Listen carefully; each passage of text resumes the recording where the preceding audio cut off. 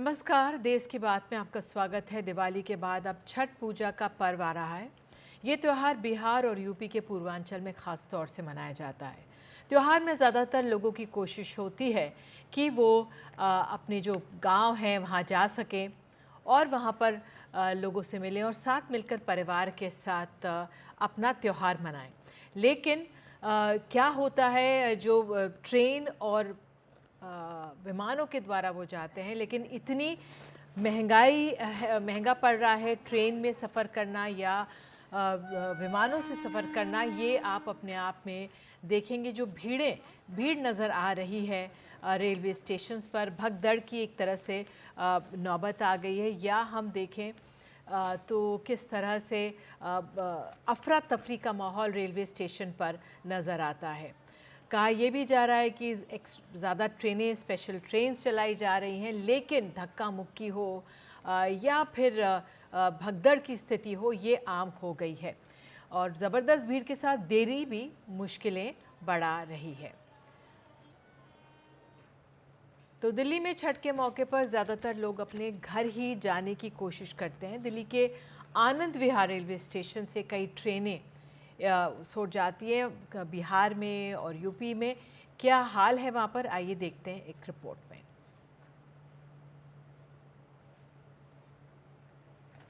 तो और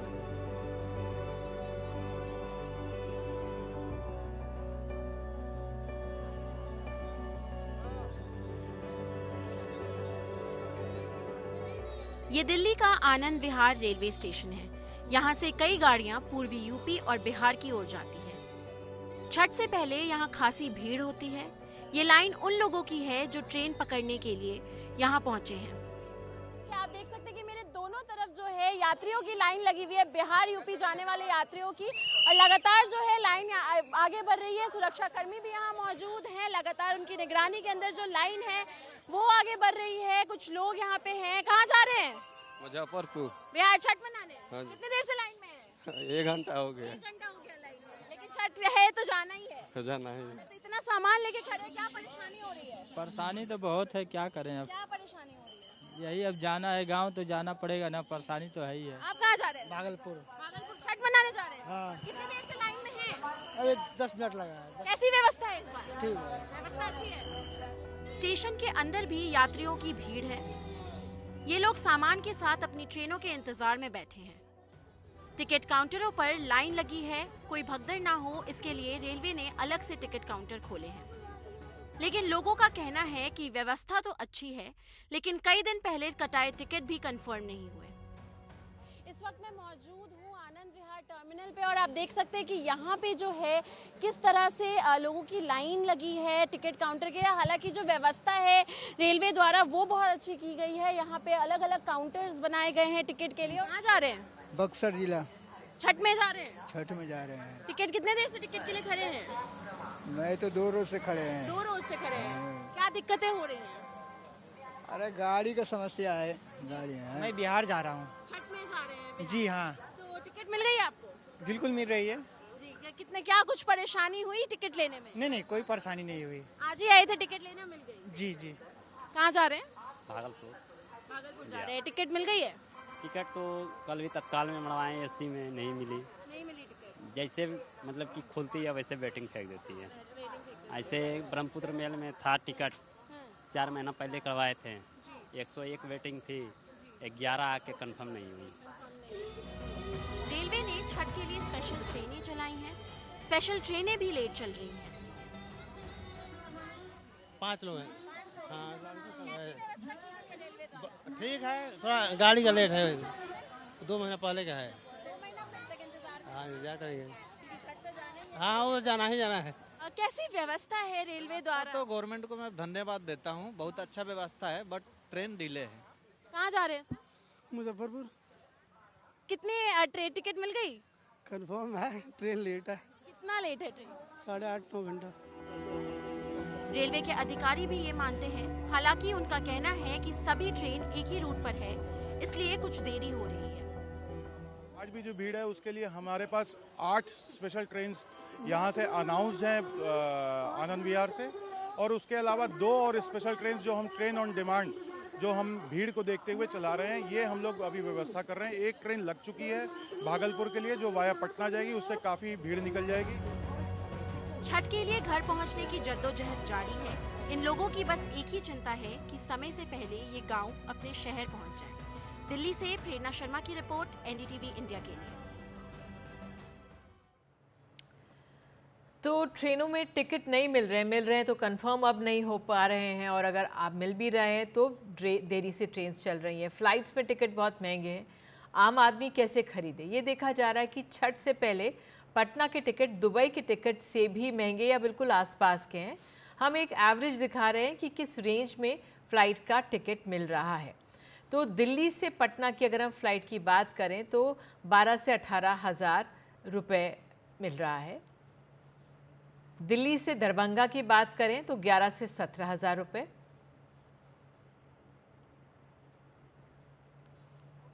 और दिल्ली से दुबई की बात करें तो 13 से 22 हज़ार रुपये।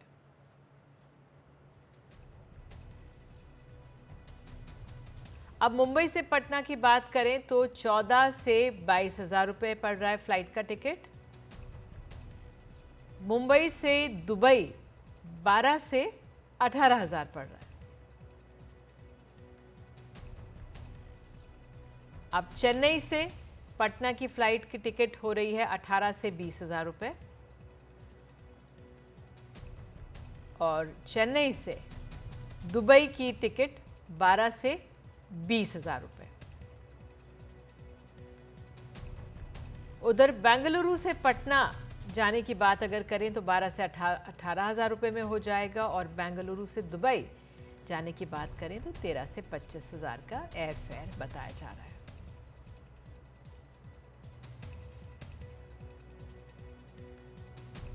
तो छठ त्यौहार में सबसे ज़्यादा लोग अगर कहीं ट्रेनों से पहुंचते हैं तो वो है पटना। वहाँ से लोग दूसरी गाड़ी या बस पकड़कर आगे चलते हैं। आपको पटना रेलवे स्टेशन की तस्वीरें अब दिखाते हैं। पटना स्टेशन पर आजकल ज़बरदस्त भीड़ है।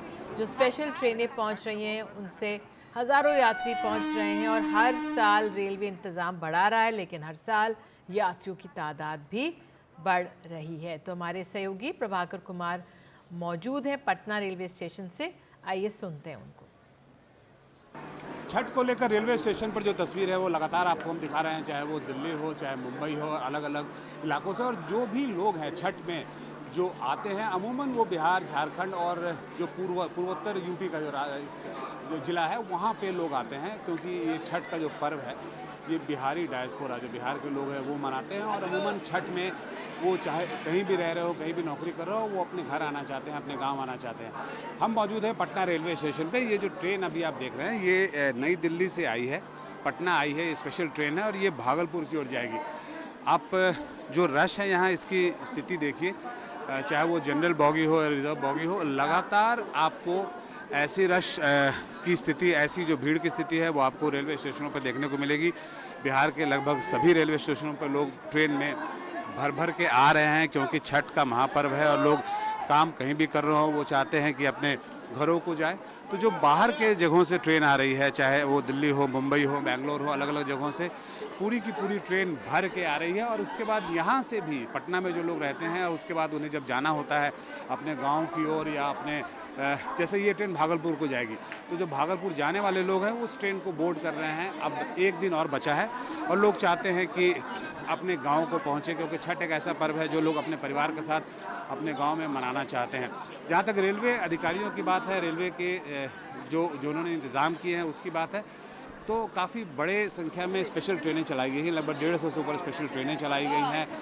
प्लेटफॉर्म पे भी आप देखेंगे तो डेपुटेशन किया गया है, चाहे वो आरपीएफ के जवान हों, जीआरपीएफ के जवान हों, जो ट्रेन के जो कर्मचारी होते हैं उन्हें स्पेशल उनकी स्पेशल ड्यूटी लगाई गई है। और ये कोशिश वो कर रहे हैं कि किसी तरह से जो भगदड़ की स्थिति है वो ना हो, उसकी कोशिश की जा रही है। लेकिन तभी भी जो ट्रेनों में जो भीड़ की स्थिति है, खासकर ये बढ़ जाती है छठ के समय में। छठ का ऐसा पर्व है जिसमें लोग अपने घरों को जाना चाहते हैं। बाहर से बिहार में वो पटना आ रहे हैं या जहाँ के भी रहने वाले हैं वो वहाँ जा रहे हैं। और आप ये देखिए, ये अनरिजर्व बॉगीज़ जो हैं उसकी स्थिति और भी बुरी है। रिज़र्व बॉगी हो या अनरिजर्व बॉगी हो, लगभग कमोवेश सब जगह स्थिति वही है और अगले 2 दिनों तक ऐसी स्थिति रहेगी। इसका एक बहुत बड़ा कारण है जो एयरलाइंस के फेयर हैं, अगर आप उस पर नज़र डालेंगे तो पटना या बिहार में जो भी एयरपोर्ट हैं उधर आने की अगर आप टिकट की बात करें, चाहे वो दिल्ली हो, मुंबई हो, बेंगलोर का इलाका हो, वहाँ से लगभग 35 से 40 हज़ार रुपये का एक व्यक्ति का फेयर है, जिस कारण से लोगों को या तो ट्रेन का सहारा लेना पड़ रहा है या फिर वो गाड़ियाँ उठा के पूरे परिवार के साथ जो है वो अपने घर की ओर कूच कर रहे हैं। और जैसे ही छठ ख़त्म होगा, ऐसी ही भीड़ की स्थिति आपको यहाँ से जाने वाली ट्रेनों में मिलेगी। जो लोग वापस जहाँ पे नौकरी करते हैं, जहाँ कमा रहे हैं, वहाँ जाने की भीड़ जो है वो ऐसी मिलेगी। अभी जो आपको भीड़ की स्थिति है वो बिहार आने वाली ट्रेनों में है और जब छठ पर्व ख़त्म होगा तो जाने वाली ट्रेनों में भी आपको यही स्थिति देखने को मिलेगी। पटना से प्रभाकर कुमार, NDTV। और अब आपको ले चलते मुंबई। मुंबई में भी बड़ी संख्या में लोग पूर्वांचल और बिहार से काम के लिए जाते हैं। मुंबई के लोकमान्य तिलक टर्मिनस पर क्या हाल है, हमारी सहयोगी सुजाता बता रही हैं। हर साल की तरह इस साल भी ऐसे कई लोग जो अपना गांव छोड़कर शहर आते हैं कमाने के लिए, दिवाली और छठ के पर्व को मनाने के लिए अपनों के साथ अपने गांव जाने के लिए रेलवे स्टेशंस पर लंबी कतारों में खड़े रहते हैं। हम इस समय मुंबई के LTT यानी लोकमान्य तिलक टर्मिनस पर मौजूद हैं और यहाँ पर यदि आप देखें तो भारी संख्या में लोग, ऐसे लोग जो माइग्रेटर्स हैं, गाँव से शहर आए हुए हैं, मजदूर हैं, परिवार के साथ रहते हैं, वो यहाँ पर खड़े हैं ताकि छठ जो 6, 7 और 8 तारीख को मनाया जाने वाला है वो मनाने के लिए अपने गांव जा सके। और जिसके चलते आपको याद होगा कुछ दिन पहले मुंबई के बांद्रा टर्मिनस पर एक भगदड़ जैसी स्थिति उत्पन्न हो गई थी जिसमें 9 लोग घायल हो गए थे। और बांद्रा टर्मिनस की उस घटना के बाद से LTT और साथ ही पनवेल जो रेलवे, सेंट्रल रेलवे के अंतर्गत आता है, इन रेलवे स्टेशन पर इस प्रकार की एक शैडो के लिए जगह बना दी गई है जहाँ पर लोगों को आकर इंतजार करने, विश्राम करने की सहूलियत भी दी गई है। ऐसे में अब जब इस प्रकार की भीड़ उत्पन्न हुई है तो कोशिश ये की जा रही है ताकि लोग किसी प्रकार की दुर्घटना में ना फंसे, जिसके चलते स्पेशल ट्रेन भी सेंट्रल रेलवे द्वारा चलाई जा रही है, जिसमें प्रतिदिन लगभग 20 से 25 ट्रेन सेंट्रल रेलवे द्वारा यूपी और बिहार जैसे क्षेत्रों के लिए चलाई जा रही है ताकि रोजाना जो हजारों की संख्या में भीड़ उत्पन्न हो रही है रेलवे स्टेशंस पर, उन्हें कम किया जा सके और लोग अपनों के साथ अपना त्योहार जो है वो अपने गांव में जाकर मना सके। क्या अभी इस समय अवेलेबिलिटी क्या है, ट्रेन मिल रही है, नहीं मिल रही है? अब देखिए आया हूँ, मिलता है कि नहीं मिलता है। नहीं मिला। मैं तो परिवार की मेरी तबीयत खराब है, 15 दिन से घर पे हूँ, मुझे जाना, लेकिन टिकट मैं खोज रहा हूँ, टिकट ही नहीं मिल रहा। आज चालू में इमरजेंसी में जा रहा हूँ, तो अभी देखो क्या होता है। टिकट तो अभी जनरल का मिल रहा है, 1-1.5 महीने से कोशिश किया, नहीं मिला टिकट। टिकट ना मिले तो कैसे? फिर कोई ना कोई तो उपाय करना ही पड़ा जाने के लिए। टिकट तो नहीं मिला, क्या कर सकते हैं। जनरल में ही आज कोशिश कर रहा हूँ, माँ का कृपा होगा तो पहुँच जाऊँगा, वरना नहीं तो फिर इधर ही अटका रहूँगा। दिल्ली से खबर आ रही है, दिल्ली के नांगलोई और अलीपुर में ताबड़तोड़ फायरिंग हुई है। मुकेश, इस तरह की जो गोलीबारी की खबरें कम ही आती थी दिल्ली में, लेकिन हाल में काफ़ी आने लगी हैं। क्या खबर, ये क्या हुआ है यहाँ पर? देखिए, दिल्ली में 2 अलग अलग जगहों पर फायरिंग हुई है। पहली फायरिंग जो है वो दिल्ली के नांगलो इलाके में हुई है, जहां पर एक लकड़ी के गोदाम के बाहर, एक लकड़ी की बड़ी दुकान के बाहर कुछ बाइक सवार लोग आते हैं और करीब 10 राउंड फायरिंग करते हैं और फायरिंग करके वहां से चले जाते हैं। वहां पर वो एक पर्ची रखते हैं जिसमें सूत्रों के मुताबिक जानकारी मिली है कि उस पर्ची में गोगी गैंग के कुछ बदमाशों का नाम है। इसके बाद दूसरी फायरिंग दिल्ली के ही अलीपुर इलाके में होती है, जहां पर एक प्रॉपर्टी डीलर के घर के बाहर 3 बदमाश बाइक पर सवार होकर आते हैं और कई राउंड फायरिंग करते हैं और वहां पर भी एक पर्ची रखी जाती है और उस पर्ची में भी जो गोगी गैंग के शूटर्स हैं, जो गोगी गैंग के गुर्गे हैं, उनका नाम लिखा हुआ है। और सूत्रों के मुताबिक जानकारी ये मिल रही कि ये जो फायरिंग है ये रंगदारी के लिए करवाई गई है। तो 2 अलग अलग जगहों पर कई राउंड फायरिंग हुई है। जो गोगी गैंग की बात की जा रही है, गोगी की काफी पहले दिल्ली के रोहिणी कोर्ट में हत्या हो गई थी। एक बड़ा दिल्ली का एक बड़ा गैंगस्टर था, लेकिन जो उसके गुर्गे हैं वो जेल में है और गोगी की मौत के बाद उसका जो गुर्गा है दीपक बॉक्सर, वो गैंग की कमान संभाल रहा है और दीपक बॉक्सर इस समय दिल्ली की तिहाड़ जेल में बंद है। और ये जानकारी मिली है कि दीपक बॉक्सर का एक खास सहयोगी जो अंकेश लाकड़ा है, उसका नाम इस फायरिंग के पीछे आ रहा है। तो दिल्ली पुलिस दोनों ही जगहों पर फायरिंग की जांच कर रही है। लेकिन अब दिल्ली में यह बात आम हो गई है कि जो बड़े गैंगस्टर जेल के अंदर बैठे हैं या विदेश में बैठे हैं, चाहे वो अनमोल बिश्नोई हो, लॉरेंस बिश्नोई हो, गोल्डी बरार हो, रोहित गुजारा हो, ये तमाम जो बड़े गैंगस्टर हैं, इनके नामों से अलग अलग जगहों पर पर्चियां दिल्ली में बड़े कारोबारियों को फेंकी जा रही हैं और इनसे 5 करोड़, 10 करोड़, 15 करोड़ रुपए मांगे जा रहे हैं। तो लगातार इस तरह के मामले सामने आ रहे हैं। अब एक लोकल गैंगस्टर गोगी का नाम सामने आया है, जिसके गुर्गों ने ये पर्ची फेंकी, ऐसा कहा जा रहा है। तो दिल्ली पुलिस दोनों ही मामलों की जांच कर रही है और इसके पीछे कौन लोग हैं, इसको लेकर लगातार जांच जारी है। लेकिन कई राउंड फायरिंग अलीपुर और नांगलोई दोनों जगहों पर हुई है। जी बिल्कुल मुकेश, ये चिंता की बात है और दिल्ली पुलिस के लिए भी बहुत चिंता की बात होगी। देश की राजधानी है, जिस तरह से ये फायरिंग दो अलग अलग जगहों पे हुई है, इस पे काबू पाए जाने की पूरी कोशिश करेगी दिल्ली पुलिस। लेकिन ये इस तरह का जो गैंग्स की तरफ से सक्रिय होना, आप इसके पीछे क्या कारण देख रहे हैं? देखिए, बेसिकली ये है जेल के अंदर गैंगस्टर बैठे हुए हैं, वो जेल के अंदर से जो बड़े गैंगस्टर्स हैं वो लगातार ऑपरेट कर रहे हैं, जेलों के अंदर मोबाइल का इस्तेमाल करते हैं, या जो गैंगस्टर विदेश में हैं वो वहां से ऑपरेट कर रहे हैं, उनके शूटर्स यहाँ पर आते हैं और फायरिंग करके निकल जाते हैं। तो आमतौर पर ऐसी घटनाओं के बाद जो लोकल शूटर्स हैं वो पकड़े जाते हैं, लेकिन जो गैंगस्टर ऑलरेडी जेल में हैं उनके खिलाफ क्या कार्रवाई हो पाएगी और कार्रवाई से क्या फर्क पड़ेगा। दूसरा, जो गैंगस्टर विदेश में हैं उन तक पहुंचना बहुत मुश्किल है। तो लगातार दिल्ली में जो बड़े गैंग हैं वो ऑपरेट कर रहे हैं, न सिर्फ दिल्ली में बल्कि पूरे दिल्ली एनसीआर में ऐसे लगातार मामले सामने आ रहे हैं। जब लॉरेंस बिश्नोई गैंग के, अनमोल बिश्नोई गैंग के, रोहित गुजारा गैंग के, गोल्डी बरार गैंग के, या फिर जो लोकल गैंगस्टर हैं जिसमें गोगी गैंग है, इसके अलावा दूसरे और गैंग्स हैं, उनके नाम से लगातार जो दिल्ली के कारोबारी हैं उनसे फिरौती मांगी जा रही है, उनसे रंगदारी मांगी जा रही है। और ऐसे मामलों में जो दिल्ली पुलिस है वो रोक नहीं लगा पा रही है। सबसे बड़ी बात यह है कि इस तरह के वेपन कहां से आ रहे हैं जिससे लगातार फायरिंग हो रही है, ये वेपन इस तरह के कहां से लाए जाते हैं, इसको लेकर ये बड़ा सवाल है। तो दिल्ली की जो कानून व्यवस्था है उसको लेकर कई बड़े सवाल खड़े होते हैं, क्योंकि दिल्ली में एक के बाद एक कई घटनाएं हो रही हैं। इससे पहले हमने देखा कि पश्चिमी दिल्ली में कार शोरूम के अंदर फायरिंग हुई, बर्गर किंग के अंदर फायरिंग हुई जहां एक शख्स की मौत हो गई। तो लगातार इस तरह के मामले सामने आ रहे हैं और उन पर दिल्ली पुलिस लगाम नहीं लगा पा रही है। बिल्कुल मुकेश, नांगलोई और अलीपुर में जिस तरह की ये गैंग वॉर्स एक तरह से सामने आई हैं और ये अपने आप में चिंताजनक है कि इस पे पुलिस के लिए भी चिंता की बात है और इस पर केंद्र सरकार को लगाम लगानी होगी, देखना होगा कि किस तरह से जेलों में बंद जो गैंगस्टर्स हैं वो सक्रिय कैसे हैं। बहरहाल एक छोटा सा ब्रेक लेते हैं और तुरंत लौटते हैं।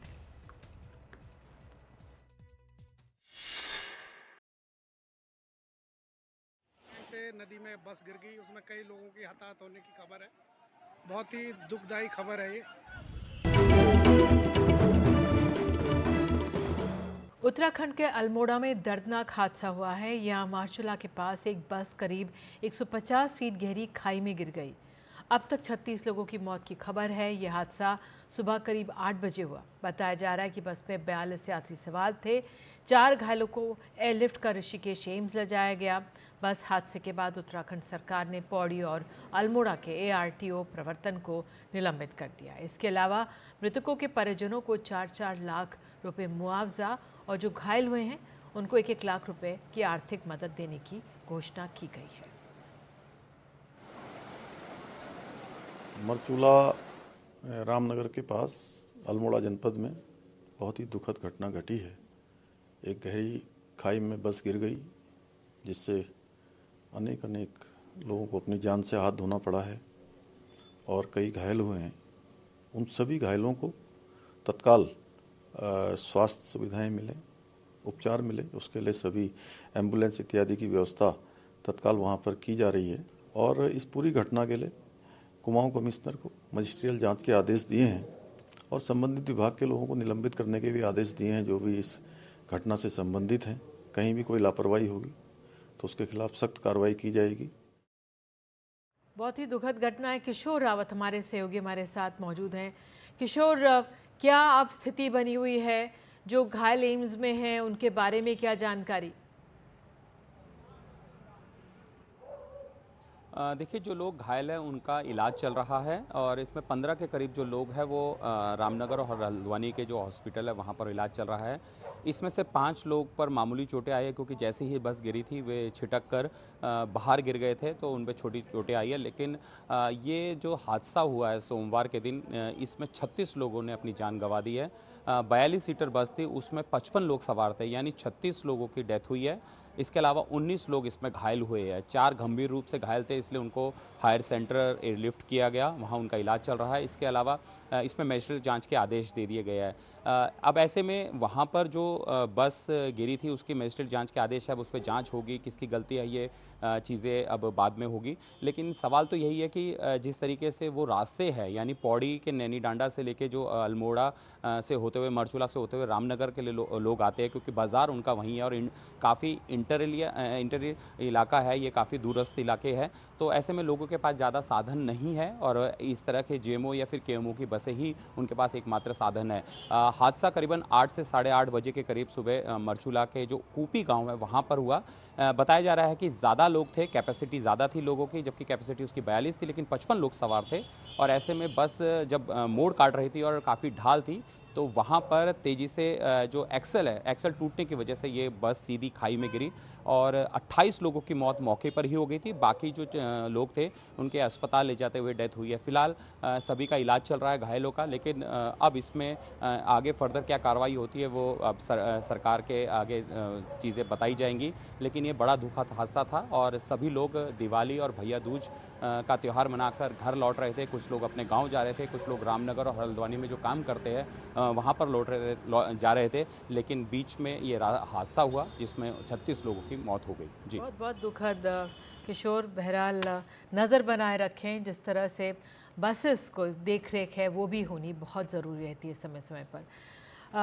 आगे बढ़ते हैं और अब उत्तर प्रदेश के आगरा से खबर है, जहां सेना का विमान दुर्घटनाग्रस्त हो गया। ज़मीन पर क्रैश होते ही विमान में आग लग गई। गनीमत ये रही कि दोनों पायलट समय से विमान से कूदकर बाहर आ गए। आगरा के करीब सोगा गांव के पास ये हादसा हुआ है।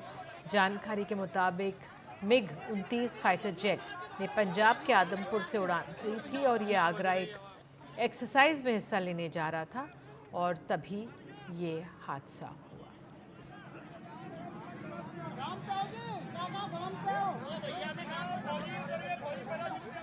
और एक छोटा सा ब्रेक ले रहे हैं। ब्रेक के बाद हम आपको ले चलेंगे जम्मू कश्मीर, जहाँ विधानसभा सत्र का पहला दिन रहा, हंगामा हुआ। एक खबर बताएंगे ब्रेक के बाद।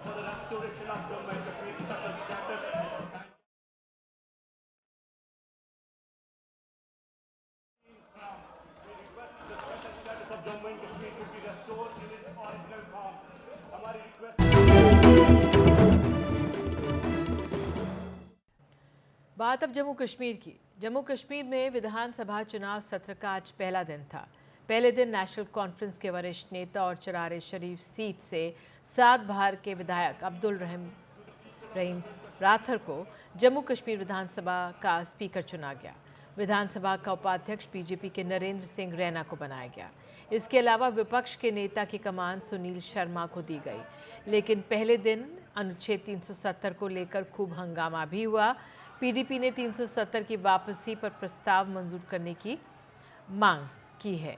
पुलवामा का प्रतिनिधित्व करने वाले पीडीपी विधायक वहीद पारा ने पहले सत्र में ही एक प्रस्ताव पेश किया। इसमें जम्मू कश्मीर की विशेष स्थिति की बहाली की मांग की गई है। पीडीपी विधायक की मांग बीजेपी विधायकों ने इसका विरोध भी किया है। आइए सुनते हैं कि मुख्यमंत्री उमर अब्दुल्ला ने क्या कहा। ये असेंबली जम्मू कश्मीर के लोगों के जज्बात को रिफ्लेक्ट करती है। हकीकत यह है कि जम्मू कश्मीर के लोगों ने 5 अगस्त 2019 के फैसले पे अपना मोहर नहीं लगाया है। अगर लगाया होता तो नतीजे अलग होते। हम इस तरफ बैठे हैं, अक्सरियत उन लोगों की है जिन्होंने 5 अगस्त 2019 के फैसलों के खिलाफ अपनी आवाज बुलंद की। अब हाउस इसको किस तरह रिफ्लेक्ट करेगी, इस पर किस तरह बातचीत होगी, इसको किस तरह रिकॉर्ड पे लाया जाएगा, ये एक सिंगल ऑनरेबल मेंबर तय नहीं करेगा। अब छोड़िए, छोड़ो ना।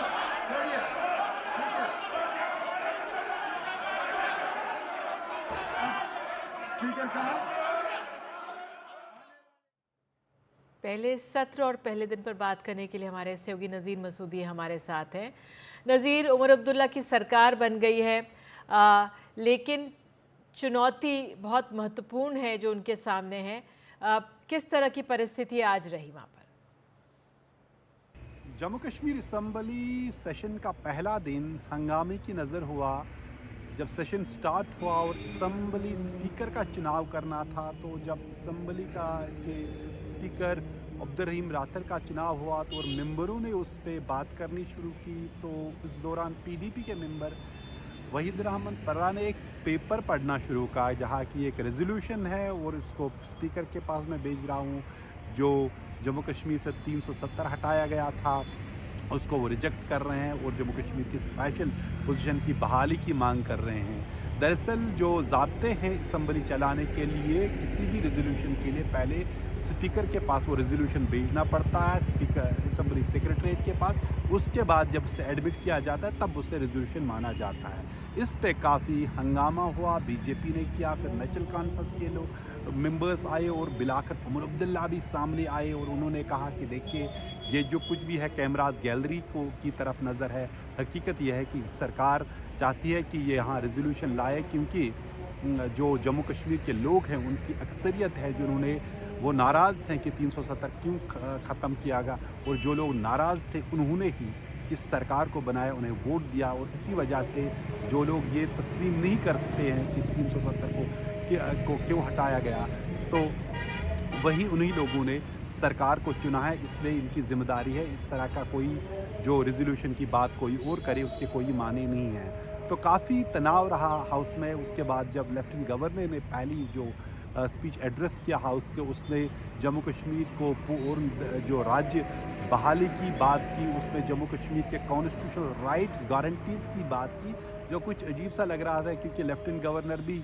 जो कॉन्स्टिट्यूशनल गारंटीज़ की बात करें, क्योंकि यहाँ जब कॉन्स्टिट्यूशन की गारंटीज़ की बात लोग करते हैं उनका इशारा हमेशा 370 या 35A की तरफ होता है। कुल मिला के पहला सेशन था, दिन था इस सेशन का, और 7 साल बाद ये असम्बली का सेशन हुआ।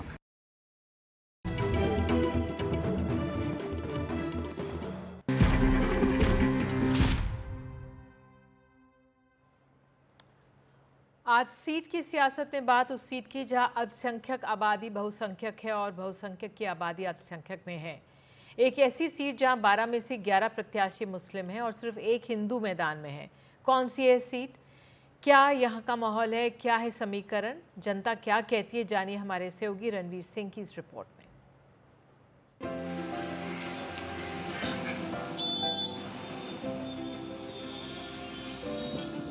ये मिनी ताजमहल उस इलाके की पहचान है जहां सर्द होते मौसम के बीच चुनावी गर्मी बढ़ रही है। ये इलाका पीतल नगरी कहे जाने वाली मुरादाबाद की कुंदरकी सीट का है, जहां 20 नवंबर को मतदान होने हैं। मुरादाबाद की कुंदरकी विधानसभा सीट देश की उन चुनिंदा सीटों में से एक है जहां अल्पसंख्यक आबादी बहुसंख्यक है। दरअसल कुंदरकी के कुल वोटर्स की संख्या में 65% के करीब मुस्लिम आबादी है, और यही वजह है कि कुल 12 में से 11 प्रत्याशी मुस्लिम समाज से आते हैं।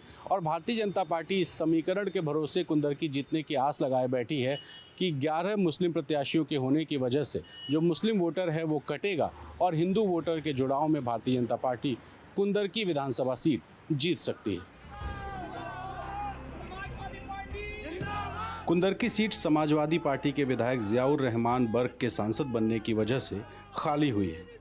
इस उपचुनाव में कुल 12 प्रत्याशी मैदान में हैं, जिनमें सपा से हाजी रिजवान, बीजेपी से ठाकुर रामवीर सिंह और बीएसपी से रफतुल्लाह मैदान में हैं। इसके अलावा आज़ाद समाज पार्टी और AIMIM भी किस्मत आजमा रहे हैं। अरे मेरी कुंदरकी जनता तो मेरे दिल में है, मेरे सीने में है, क्या कहूँगा, उसको धन्यवाद तो मैं हमेशा देता हूँ और हमेशा मरते दम तक देता रहूँगा। माननीय अखिलेश यादव जी का दिल की गहराइयों से धन्यवाद और शुक्रिया बहुत बहुत। उन्होंने हर बार मेरे पर भरोसा जताया, तो इंशाल्लाह इस बार भी मेरे पर भरोसा जताया। योगी मोदी की योजनाओं से जो उन्हें सुकून मिल रहा है, जो शांति मिल रही है, जो सबका साथ सबका विकास की एक हमारी सोच चल रही है, उस आधार पे अब के कुनरकी की जनता यहाँ चुनाव लड़ रही है और उसने मन बना लिया है कि किसे जिताना है और किसे मुँह की खिलाना है। तो बहन जी का शुक्रिया अदा करता हूँ और सारे ही नेताओं का पार्टी के शुक्रिया अदा करता हूँ। उसके बाद में वोटों की अपील के साथ कुंदरकी वासियों का भी शुक्रिया अदा करता हूँ और इस उम्मीद के साथ कि वो मेरा साथ देंगे। कुंदरकी का चुनावी माहौल जानने से पहले यहाँ के सामाजिक समीकरण को समझना बेहद ज़रूरी है। कुंदरकी में कुल 3,83,500 वोटर्स हैं। इनमें मुस्लिम वोटर्स की संख्या करीब 2,45,000 है। वहीं हिंदू वोटर्स की संख्या तकरीबन 1,38,500 है। 2,45,000 मुस्लिम वोटरों में अकेले तुर्क वोटर ही लगभग 70,000 हैं। बीजेपी इस सीट को 1993 के बाद कभी जीत नहीं पाई है। बीते 12 सालों में यानी 2012, 2017 और 2022 तक लगातार समाजवादी पार्टी यहां से जीतती रही। अब तो आप समझ ही गए होंगे कि अगर कुंदरकी में मुस्लिम बटा तभी भारतीय जनता पार्टी की किस्मत का ताला खुल सकता है। यही वजह है कि जब सपा, बसपा और एमआईएम ने मुस्लिम में भी तुर्क को अपना प्रत्याशी बनाया है, तो वहीं भारतीय जनता पार्टी हिंदू वोटों के अलावा कुछ मुस्लिम वोटों को हासिल करने की भी पुरजोर कोशिश में लगी हुई दिखाई दे रही है। और यही वजह है कि भारतीय जनता पार्टी के प्रत्याशी न सिर्फ जालीदार टोपी लगा करके दिखाई दे रहे हैं, बल्कि मुस्लिमों को कसम खिलाते हुए भी दिखाई पड़ रहे हैं। तो कुनरकी की जनता तुर्क बिरादरी का, ये जो मैं बता रहा हूँ, 1700-1500 मुकदमे दर्ज होते थे थाना मैनाडेर कुनरकी में, अब 450, 350 हो रहे हैं। तो ये फ़ायदा किसे हुआ है? तुर्कों को तो हुआ है और मुस्लिम आवाम को हुआ है। हिंदू के मुकदमे पहले भी कम थे, आज भी कम है। उनमें झगड़े कराकर लड़ाना था और अपना अब जो है उन्हें अपनी गद्दी हासिल करनी थी। बीजेपी के प्रदेश अध्यक्ष भूपेंद्र चौधरी मुरादाबाद के रहने वाले हैं। ऐसे में बीजेपी ने पूरा जोर इस सीट पर लगा रखा है। लेकिन जनता क्या सोचती है, जरा वो भी जान लेते हैं। अब यहाँ का मतदाता चाहता है कि हमारा प्रतिनिधि सरकार से जाकर जुड़ जाए और कुंदरकी क्षेत्र में विकास कार्य। 2024 में यहाँ पर कुंदरकी विधानसभा में कमल का फूल खिलने जा रहा है। इस बार जो है जो वर्तमान में कैंडिडेट हैं समाजवादी गठबंधन के, तो उनकी कुछ नीतियों को लेकर जो है बिरादरी के और मुस्लिम पक्ष के लोग जो है वो भाजपा में जा चुके हैं। इस बार जनता ने मन बना लिया है। सरकार की जो योजनाएं चल रही हैं बिना पक्षपात के चल रही हैं, कोई भेदभाव किसी योजना के अंदर नहीं है। उन योजनाओं का लाभ प्रत्येक गरीब व्यक्ति को, चाहे वो किसी जाति धर्म से संबंधित हो, सभी को मिल रहा है। उसी के आधार पर सब लोगों का मन बना हुआ है इस बार कि भारतीय जनता पार्टी कुंदरकी विधानसभा जीत रही है। कुंदरकी की लड़ाई बड़ी है। एक तरफ जहां समाजवादी पार्टी अपना गढ़ बचाने की कोशिश में लोगों को पीडीए और जुड़ेंगे तो जीतेंगे का नारा समझा रही है, तो वहीं भारतीय जनता पार्टी अपने कोर वोटर को बटेंगे तो कटेंगे के नारे के जरिए साधने की कोशिश कर रही है। अब जनता किसके नारे पर यकीन करेगी और किसके नारे को खारिज करेगी, ये तो जनता जाने। लेकिन फिलहाल ये तय है कि कुंदरकी सबके लिए प्रतिष्ठा का विषय बन गई है। मुरादाबाद से अपने सहयोगी अनवर कमाल और कैमरा पर्सन राज गुप्ता के साथ रणवीर, एनडीटीवी इंडिया। देश भर को टीवी पर सबसे पहले दूरदर्शन ने समाचार दिए। पहले वो दौर था जब कुछ ही बुलेटिन्स होते थे। चित्रहार और संडे की फिल्म का वो दौर बहुत लोगों को याद भी होगा। इसके बाद समय आया 24 घंटे न्यूज़ चैनल का। इस बीच प्राइवेट न्यूज़ चैनल्स भी खबरें प्रसारित करने लगे। दूरदर्शन को 24 घंटे न्यूज़ चैनल हुए 21 साल आज हो गए हैं। तो दूरदर्शन ने अपने सबसे जाने माने न्यूज़ एंकर्स में से एक शमी नारंग जी को याद किया। शमी नारंग ने इस मौके पर कुछ बुलेटिन पढ़ी। इस तरह दूरदर्शन पर वो करीब 23 साल बाद पहुंचे। शमी नारंग को मेट्रो मैन भी कहा जाता है क्योंकि मेट्रो पे सफ़र करने वाले उन्हीं की आवाज़ सुनते हैं। शमी जी हमारे साथ जुड़ गए हैं। बहुत स्वागत है शमी जी आपका। आपका वीडियो बहुत वायरल हो रहा है। जब आपने वहाँ पहुँचे स्टूडियो में, क्या अनुभूति थी, क्या बदलाव सर आपने महसूस किए? चलिए, सबसे पहले तो एनडीटीवी के सभी दर्शकों को मेरा आदाब, नमस्कार, प्रणाम, सत श्री अकाल। निधि, बचपन में ना एक गीत सुना करते थे, कोई लौटा दे मेरे बीते हुए दिन। शायद हमने कुछ ज़्यादा ही गा लिया उस गाने को और खुदा ने हमारी सुन भी ली और 22 साल बाद मौका दे दिया कि भैया फिर से एक बारी दूरदर्शन के स्टूडियो में जाओ और कुछ पढ़ के आओ। वो उन बीते हुए दिनों में लौट तो गए, लेकिन इस बार बीते हुए जो दिन थे वो चकाचौंध से भरे हुए थे, बिल्कुल मुख्तलिफ थे, बिल्कुल अलग थे। बहुत ही ज़्यादा बदलाव हो चुका था। और सच पूछिए, पैरों में कंपन वैसी हो रही थी जो पहली मर्तबा पढ़ने के वक्त हुई थी, क्योंकि इतना बड़ा फासला और इतना बड़ा वक्फा, इतना बड़ा गैप, उसमें जाकर फिर आपको उसी संजीदगी के साथ न्यूज़ पढ़ना अच्छा भी लगा, लेकिन जहन में ये भी ख्याल था, भाई जो कर रहा हूँ, जिस इमेज को लोगों ने अपने जहन में बिठाया है, उसके साथ पूरा न्याय कर सकूं, इंसाफ कर सकूं। और रही बात कि दिल में एहसास क्या था, कि बिल्कुल ऐसे ही लगा कि मैंने कल भी यही कहा था कि जैसे 21-22 साल के बाद, शादी के बाद दुल्हन पहली बार मायके जाए तो ऐसा लगा जैसे मायके लौट आए। तो शमी जी, अब तो आजकल सोशल मीडिया का दौर है, एआई की बात हो रही है, आप हमारे आगे की भावी जनरेशन्स को या जो अब इस मीडिया इंडस्ट्री में, उनको आप क्या कहेंगे? देखो, बिना एआई के तो हमने तो अपनी ज़िंदगी अच्छी खासी गुजार ली, और बहुत दिनों जब ये चर्चा होती थी एआई एआई एआई, तो मुझे लगा ये सब एयर इंडिया की बात कर रहे हैं, बहुत देर तक तो यही लगता रहा। फिर बाद में किसी ने कहा नहीं भाई ये आर्टिफिशियल इंटेलिजेंस होती है, फिर लगा अच्छा इंटेलिजेंस भी आर्टिफिशियल हो सकती है। तो ये तमाम उलझनों में मैंने सीखने की कोशिश की, अपने बेटे से पूछा कि भाई ये एआई होता क्या है, तो उन्होंने तफसील से समझाया कि देखिए तरक्की हो रही है साइंस की और टेक्नोलॉजी बहुत आगे बढ़ रही है, तो एआई ये होता है। तो मैंने कहा, तो फिर कुछ और भी युवा लोग बैठे थे हमारे साथ जब ये मेरा बेटा मुझे समझा रहा था, तो सब मेरे बेटे से पूछ रहे थे कि फिर तो मतलब जो लोग मीडिया में आना चाहते हैं, जो पढ़ना चाहते हैं, चाहे वो एंकर्स हों, न्यूज़ रीडर्स हों, कोई भी हों, अगर एआई उनकी जगह खा तो नहीं जाएगी। तो मेरे बेटे ने बहुत अच्छी बात कही कि देखो हमारी ज़िंदगी में टेक्नोलॉजीज़ लगातार आती रहती हैं, उनसे जुड़ते रहते हैं। शुरू में डर लगता है कि हाँ कलर टेलीविज़न आएगा तो पता नहीं क्या हो जाएगा, 24 आवर्स दूसरे चैनल आ जाएंगे तो फिर एक चैनल का क्या होगा, लेकिन सब ने अपना अपना स्थान बनाया, सब ने अपना मकाम हासिल किया। फिर मेरे बेटे ने एक बहुत इंपॉर्टेंट बात बताई, उन्होंने कहा कि देखो एआई टेक्नोलॉजी से इस वक्त आपको डरने की ज़रूरत नहीं है, आपको उसकी मुखालफत नहीं करनी, उसका अपोज नहीं करना, उसके साथ दोस्ती करना सीखो, तो वो आपकी ज़िंदगी में और चार चांद लगाएगा।